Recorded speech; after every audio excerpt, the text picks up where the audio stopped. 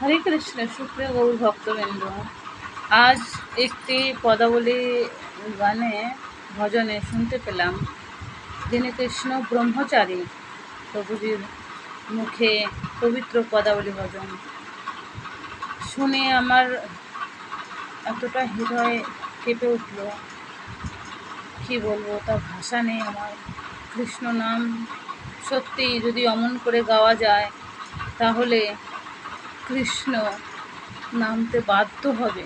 নামে নামে নামে শুনেছি, কিন্তু যদি অমন করে গাওয়া যায়, অমন করে ডাকা যায় তাকে আর্তনাদ করে, তবে সে অবশ্যই ধরা দেবে। হরে কৃষ্ণ হরে